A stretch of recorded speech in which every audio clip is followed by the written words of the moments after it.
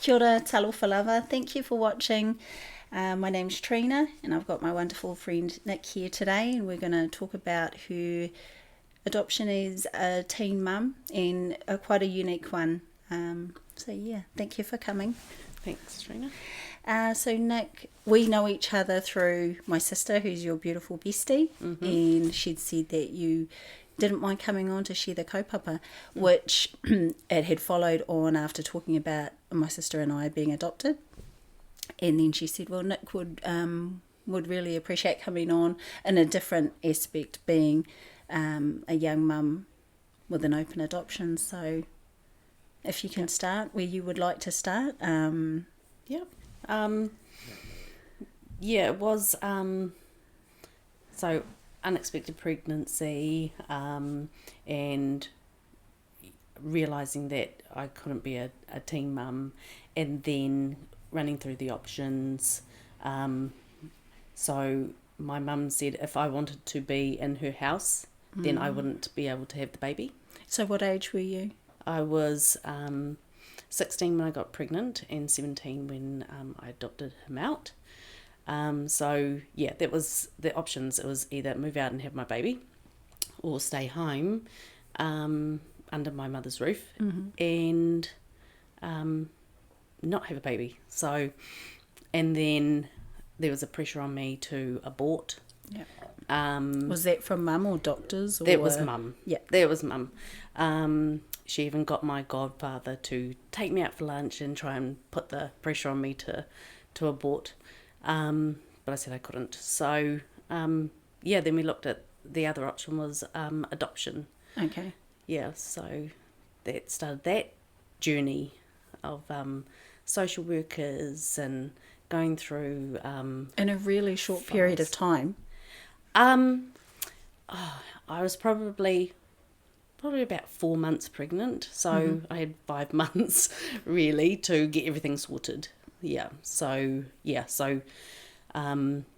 Only mum, my household knew. Okay. My grandparents, my mum's parents didn't know. Was that something that you yourself wanted to keep from them, or your mum? Yeah, mum wanted to keep it from everyone, but then again, I wanted to keep it from them because I didn't want to disappoint them because I was the golden child. So that was fine. It's actually good timing to have a baby because I finished my 5th form year, and then during the school holidays over the summer, I had baby. Oh. And then I went back to school. But you'd stayed on through school? Stayed on through school, so I was in the hostel. Did the school know? Yes. Yep. So, everyone knew. So we had to have a meeting with Sister Mary Rose, who was the principal at that time. So very progressive for a Catholic boarding school. It was. That was like, heading into the principal's office just to say... With mum? I'm pregnant. Yeah, mum. Yeah. Me and mum. We went in and, I'm pregnant. Can I finish? Can I still stay at school? And they agreed. So I was like, yay. Wow, yeah. So pregnant girl in the hostel... which was quite a novelty. All the girls in the hostel. And then, summer holidays. Had the baby. Yeah, so you were in the hostel and you would have had like good friends that weren't boarders. And how much of your time did you spend with them, like just talking about it, trying to work yourself through the whole process? It is quite a blur whether I try to block out most of that, but I really didn't go out much because I'd be spotted. Yeah. I was spotted by my grandparents at the shop, and I was just like, ugh. Do you think they even knew? They knew. Oh, they knew. They just Well, it's like they knew whether they as in- suspected, and then there was no baby, so I don't know. Probably just in my own head, I was like, phew, got away with that. But how do you feel about that now? So when he was 4, my the adopted parents asked me because he'd recently lost all of his grandfathers Oh, on okay. that side. So they came and asked me if he could meet my grandfather, because he had no grandfathers left. So I thought, they've asked me, I have to. So I remember letting them know. Yeah. And then we met at Fantasyland by the rowboats, and so they could meet him. So yeah, that was hard, but for my grandparents and for him, yeah, I had to do that. Yeah, no, most definitely. And so what about the birth process? Was that always something you knew you were going to, at birth, give him away? Yeah, so so went into labour, took forever, 16 hours. But after that, going up to the ward, from the birthing unit up to the ward, and then I had him in my room, and when my mum came, she took him away and she said to them, do not let him be in the room with her. So, yeah, that was hard. Yes. Being in the hospital with knowing that he was there. So as soon as I could, I left the hospital, went home, cried for a few days, and then unbeknownst to my mum, because it was law that he had to stay in the hospital for a week. Okay. So I'd take my aunties in to see him. Yes. I remember going up to the hospital one time, and his adopted parents were there, and they said, "Oh, sorry, we'll leave." And I said, "No, you have your time with baby. I can wait." So I'd go out and visit him in that week. Did you meet the adopted parents before you had him? Yeah. So it's also law that the day you sign the papers, so you've got to wait before. No, I did meet them. Met them just to vet them, just talk with them. Did you do this on your own or with, I'm not sure what it was back then, was it SIFs or who takes care of? That was social work, MSD, Ministry of Social Development, at that time. So I would go up and I would have a look at these profiles. Oh my gosh, there was one time we were looking through prospective parents. Would the dad be with you? No. Oh, was this just something he didn't want, he was against adopting. He even said, I'm going to take the baby and I'll take him and me and mum will bring him up. Never met his mum. And I said, no, this is best for baby. So no, I more or less. So that relationship dissolved quite quickly. Yeah. So the last time I saw him was when I needed him to fill out the paperwork to, family history of diseases and things like that.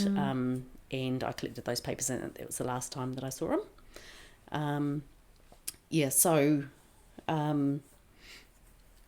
God, now I've lost my train of thought. So the process of you'd be part of the vetting process of meeting. Yeah. So once you pick someone out from a portfolio, their CV, then you meet them just to see if they're the right choice. Yeah. It was quite funny because I was flipping through profiles, and then there was some of my nan's friends, and I was like, ooh. Can't be selecting them. No. But there was this couple, and the moment I read about them, the father, he was quantity surveyor, really bright. Oh, wow. And the mum was very sporty and outgoing. Just like you. So I thought, perfect. And they were around about my mum's age, and I was like, but yeah, so I thought there was a really good balance for him. So it was an easy choice, actually. So you just met that one couple? Just met that one couple. And how was it? How was that? Were they quite? They would have been nervous. They would have, I can't really remember too much of meeting them. I just thought the mum was full of energy. Yeah. And the father was quite calm. I thought that's a really good balance. And I thought, no, I feel in my heart that they were the right one. So that was a really easy choice to make, to choose them. And your mum, how was she throughout all of that time? She was really sort of reserved. Really Distant? calm. Yeah. No, she wasn't really distant, but, it wasn't let me feel baby. Yeah. Yeah. I think try not to get attached to herself, probably. Did you undergo counselling afterwards? Is that part of what was offered, or? I think I more or less said, I'm fine. And you, because you're so young, you would have been. I remember you as really social, and you just. Well, I remember. That's terrible. I remember the last meeting with them to officially sign the documents, because there's that waiting period, and then sign the documents so they could take them home. And that last meeting, I had my results from fifth form exams, and I was sitting there. I was like, I want to open, and the social worker said, "Open it." I was like, "Woohoo! I passed everything." and I was due to get on a bus that afternoon to go and stay with my cousin in Taupo. Really? And so, I do look back on that and I'm like, that was a really big moment. It was. And I don't think at that point in time, I think more or less I'd sort of resolved that I wasn't going to take him home. He was no longer my baby. And I'd gifted him already to them. So I think I'd sort of, over that week, I'd come to terms with it. And that's why that week stand down is really important, because it gives you that opportunity to change your mind. Had you known anybody else that had a baby quite young and done the open adoption? No. Okay. And was your idea of open adoption the same as it played out, and how it's played out over the years? Yeah, it open adoption, the parents they'd always send me letters and photos, before social media. Did he live locally? Yeah, he lived in Napier. Wonderful, yeah. And I lived here, and then we moved to Auckland. But whenever I wanted to, or if I got into a serious relationship, then I would introduce him. Yeah. So he was always a part of me. And so what does he refer to you as, mum, or? Yep, mum. Oh, really? Wow. Yeah. So recently we went somewhere, both me and his mum and him, and they're like, "Oh, now who are these two people?" And it's like, mum and mum. I don't know whether they thought we're in a relationship. Yeah. So then of course, all of your children have always known. Yeah. Yep. So there's photos of Ariana younger, and they're in the pool. So my nan would take her over to see him and his other adopted sister. Okay. And they were just really good mates. Any kind of feelings from the children you've had that you didn't think they would talk about, or how they've kind of processed it? No, I think because it's just been so natural, eh? It has been natural, and the girls, as they're sort of growing up, they're like, "What? You have a brother?" It's not just us 5 girls. So it has happened quite, organically. Yes. And natural, which, I think we're really lucky, because, you hear stories of complications and not wanting to meet each other, and not being accepted and things like that. So I very lucky. I haven't really talked too much with him about the whole process. Is that just something that's never come up, or he's never asked, or? Yeah, both. Never asked. I was preparing for him to ask the question, why? Why did you adopt me out? And you've obviously, you know what you would say anyway. It was the best decision for him, and for yourselves. Yeah. Yeah. And does he have contact with his birth dad's side of the family? No. Okay. He hasn't been able to find him. I've looked. I haven't been able to find him either. He has a photo though. I did have a photo that I held for him, and he did ask for that a couple of years ago. So How old is he now? He's 30. 30. Ah, yeah. Okay. Wow. Yeah, I feel really. And so no, I think just the idea of open adoption, and probably your saving grace was being so young. You were quite practical about it and could obviously park, something now. If you were probably 10, 20 years older than what you were, maybe the emotions would have been different. Definitely influences would have played into a part, but it sounds like you really looked at what your options were realistically. And because, as we know, plenty of us were hapu at, such a young age. But no, I don't think I know anybody that did the open adoption pathway. Probably the most would be, whāngai. But other than that, just raised the babies. So, yeah. But no, there's so many kids these days having kids, but I don't think they know that this is an option and what the experience would be. So getting pregnant and having a baby, you can actually, this is a course that people can take, and it's not that you're never going to see your baby again or have a relationship or anything like that.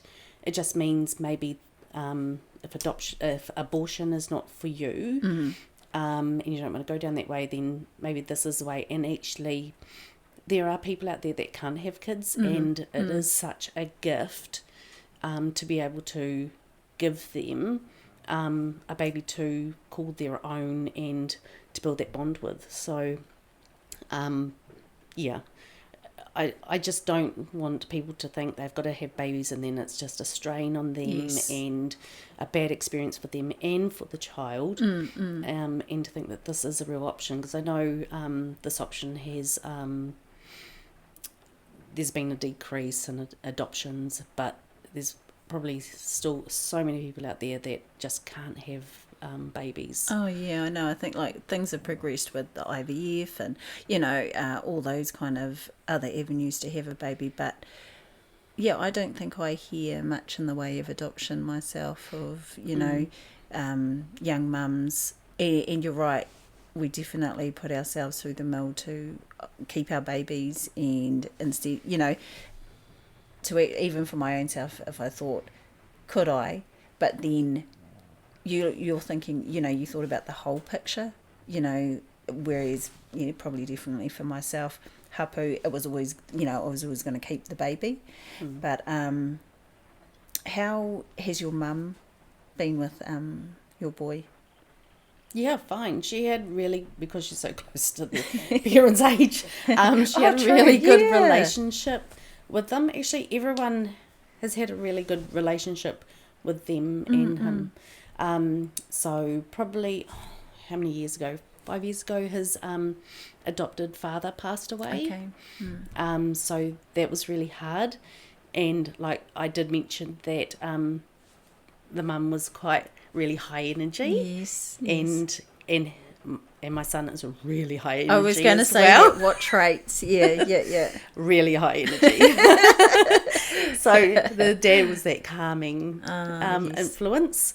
And I think they really miss that. Definitely. Yeah. But no, I mean, has he gone on to have children yet? No. He can't have children. Okay. Yeah. So I didn't know that until not that long ago, that he couldn't have kids. And when he was 4, they were trying to contact me because he was in hospital and they said he nearly died. Wow. He developed diabetes. Okay. And so he ever since then he's had insulin. Okay. Yeah, so you know what type of Yeah. diabetes that is. Yeah, type 1. Yeah. Yeah. Wow, so another big challenge for him, eh? Yeah, he's had a few challenges, health reasons, and I'm not too sure why he's developed, diabetes, I think on my side. Whether the father didn't know his side very well, I'm not too sure, or whether it was just him. Have you ever had any negative, feedback or just really offhand comments about adopting your baby out? No. No, I can't remember anyone being negative. I can imagine when you went back to school after the Christmas holidays, how the girls would have been, your friends, because they were all like you, quite bubbly and practical and just realistic. So I'm sure they would have supported you in their own way and just kind of got on with things with you. Yeah. Yeah. Yeah, no, we had really good supportive friendships. And I tell you what, that next year at school, I got the first A+ I'd ever got in English because I told the story. Wow, about really? About my boys. And did you feel like you pursued things even more because you'd gone through that? I knew in 5th form when I was pregnant, I had to prove myself. Yeah. If I was going to adopt him out, it had to be for a good reason. That's right, yeah. So, went through 6th form, didn't do too well in 6th form. I did 7th form and got UE. So, and then went on a long journey to do my accounting degree, mainly because my mum said I couldn't, but I had to, What was the age gap between your son and then Ariana?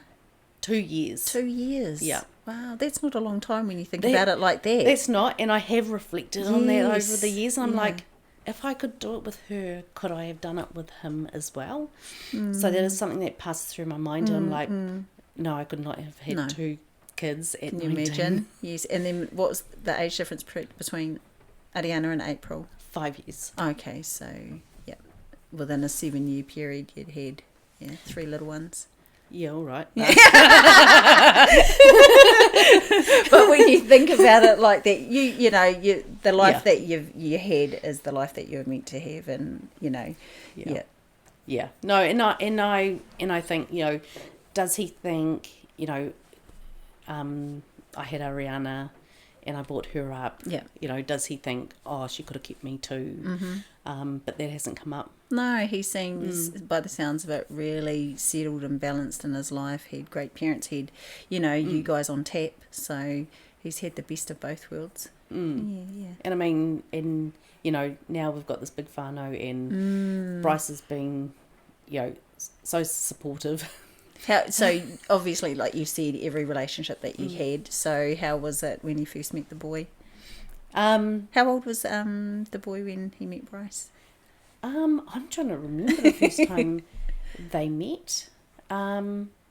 It probably might have been in Te Puke, actually, when he came up for schooling. I'm trying to remember. I can't even remember. Wow, yeah. But no, he would have just fit like a glove, Well, given Bryce, there's 2 kids that Bryce is not the father. Of. Bryce has been really supportive. But it's that whāngai aspect that, he's grown up around. Like, it's not something he would ever have judged or not, taken them on board. The love that he has for you, it shines through. So, yeah, we'll go with that.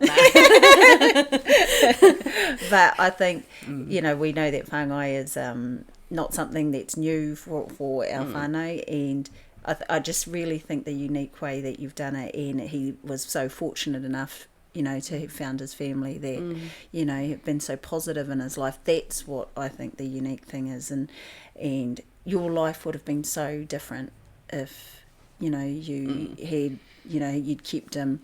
I'm sure you would have just persevered and pushed through, especially with education. But to do that with a baby too would have changed the pathway. Yeah, yeah. And I do reflect on that as well, how different my life would have been if I had kept him and persevered. It would have been much harder. Yeah, you saw plenty of us have babies at such a young age, so you know, no doubt it would have been the same but a little bit different of how it could have been for you. Yeah. Yeah. But yeah, it was good to take that journey with Louise. Yes, yeah. When she had Devereaux. Yeah, she was pretty much the same. Was she 15, had him at 16? No, she was a year after me. Oh, okay, yeah. Yeah. Yeah, they're only a year apart. Oh, you would have been a great support system for her and, you know, everything. Well, I would have had experience with a baby. Yeah, true, yeah. But nah, so with your grandparents, and then you said, were they the grandparents that met the boy at Fantasyland? And was that just a one-off visit? No, after that, they would regularly go and visit each other. Yeah, and like did they ever have a conversation with you after, like my grandparents? Yeah, like why? No, it's so easy to not. Yeah, and that was our relationship.